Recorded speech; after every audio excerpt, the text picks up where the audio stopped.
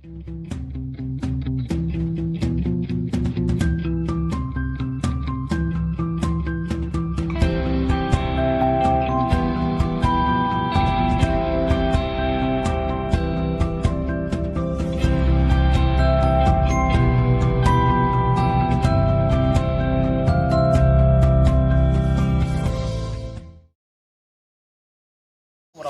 wabarakatuh.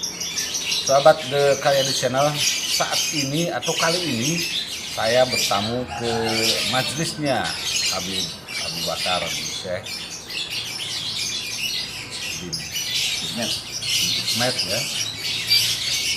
Jadi saya bertamu ke rumahnya Habib Abu Bakar bin Hikmat dan Al-Habsyi terutama bertamu dan ngobrol banyak tentang berbagai persoalan. Kita akan mengambil hikmah pelajaran dari apa yang disampaikan oleh Habib Abu Bakar. Assalamualaikum, Bib. Waalaikumsalam warahmatullahi wabarakatuh. Gimana, sehat kabarnya? Alhamdulillah. Keluarga sehat? Alhamdulillah sehat. Kegiatan? Alhamdulillah lancar. Alhamdulillah.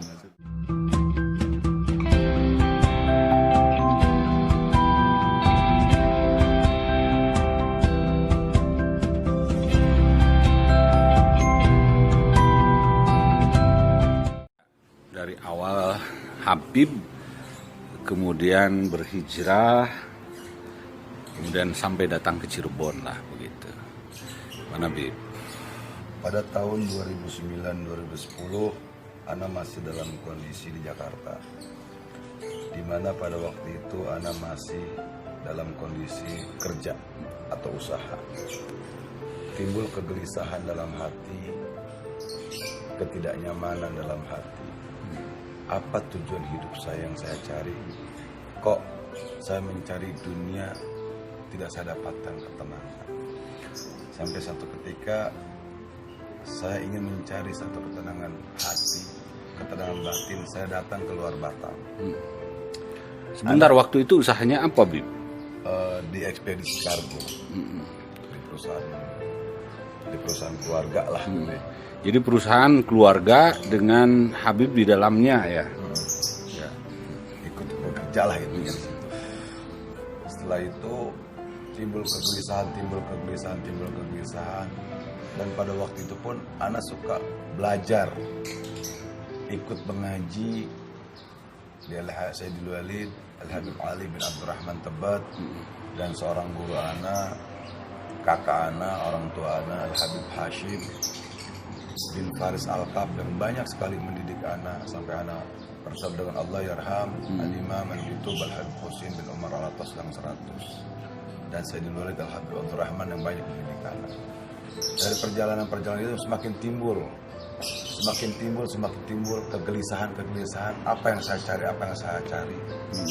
sampai akhirnya ketika itu saya berziarah ke Al-Imam Al-Yutub Al-Habib Husin mencari jawaban, memohon bermunajat kepada Allah dengan keberkahannya wali. Dan pada waktu itu mendapatkan jawaban, tinggalkan duniamu, kejarlah akhiratmu. Itu yang saya dapat. Itu dari siapa, Bib? Dari Habib Husin, Habib Husin luar Batang, ketika saya ziarah bermunajat, memohon kepada Allah, meminta kepada Allah, memohon petunjuk, memohon pertolongan kepada Allah dengan keberkahan beliau. Itu jawabannya. Sampai 2011 akhirnya Allah Subhanahu wa taala mempertemukan saya dengan salah seorang syarifah dari Cirebon, dan saya menikah. 2011 menikah, 2011 akhir saya hijrah pindah ke Cirebon. Saya meninggalkan semua atau pekerjaan saya dengan satu niat dan tekad, saya ingin memperbaiki diri saya. Saya ingin hijrah ke jalan Allah, lebih baik lagi ke jalan Allah dan Rasulnya. Saya hanya membawa modal 200.000, dan saya belajar mengamalkan segala sesuatu, walaupun hanya secuil ilmu yang saya dapatkan. Pertama kali saya membuka ratib di Kondangsari.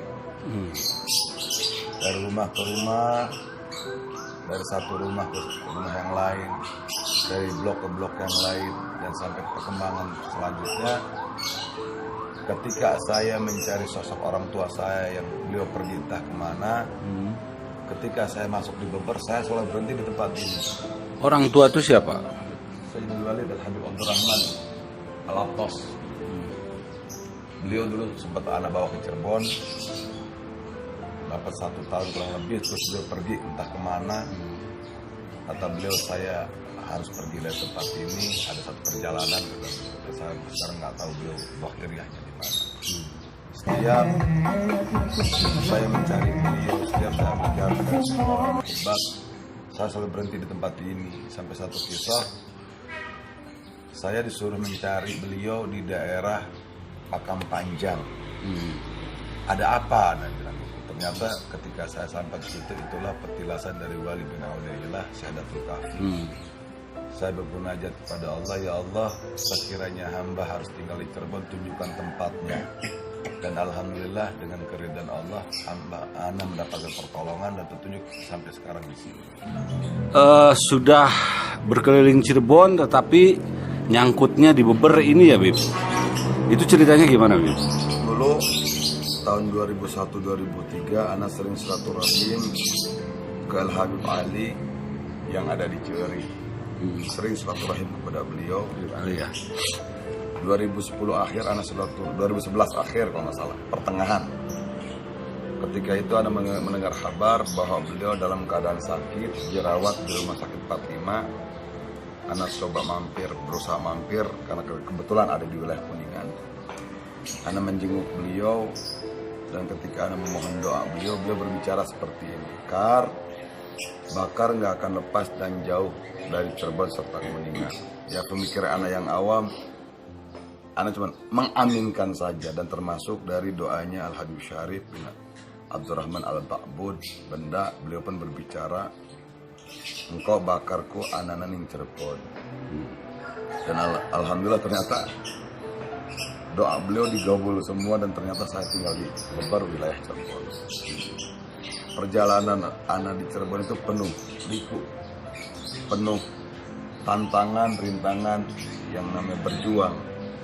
Fitnahan, cacian, cemoohan, itu bagian dari perjalanan, bagian dari perjuangan. Karena perjuangan tanpa ada hinaan, perjuangan tanpa ada cemoohan, tanpa ada fitnahan, kalau buat anak nggak sedap.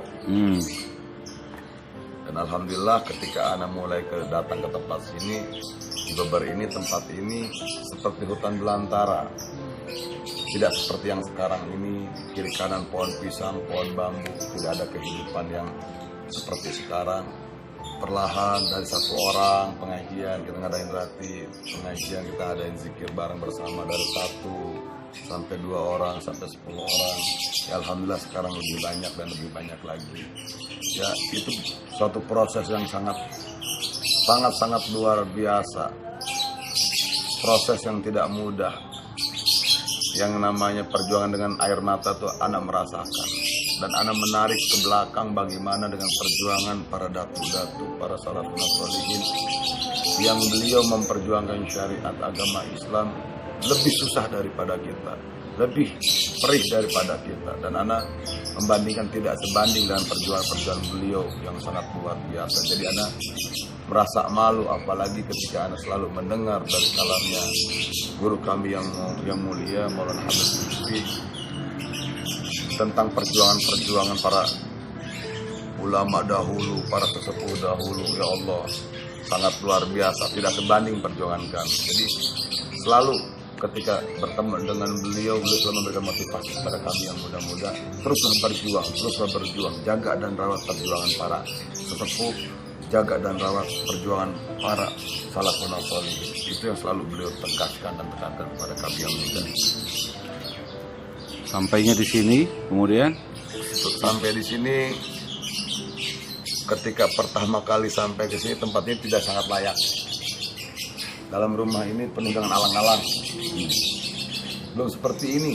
Di sini pohon mangga, sini pohon mangga, sini pohon bambu, pohon jati. sudah ada rumah, Bib? Belum ada. Belum ada ya? Yang di atas ini baru, belum ada sama sekali. Yang ini ada, cuma tidak ada penghuninya. Rumah itu yang ini aja.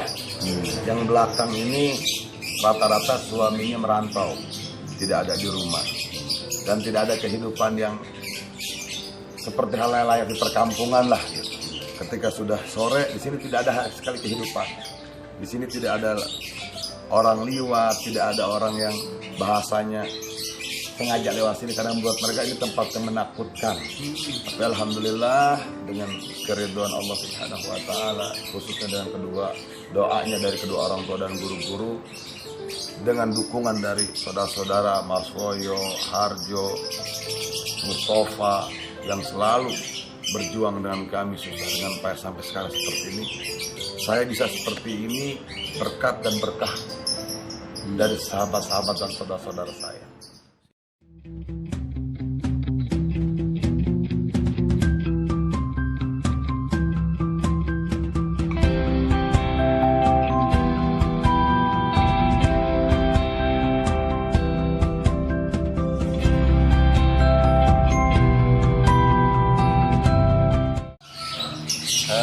Mitra dan sahabat The Karyadi Channel, begitulah wawancara kita selama ini dengan Pak Habib, Abu Bakar, bin Ismet, bin Abdi.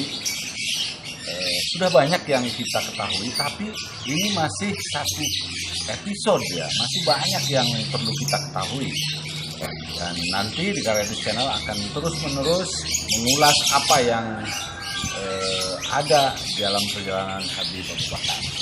Kita pamit dulu. Assalamualaikum warahmatullahi wabarakatuh.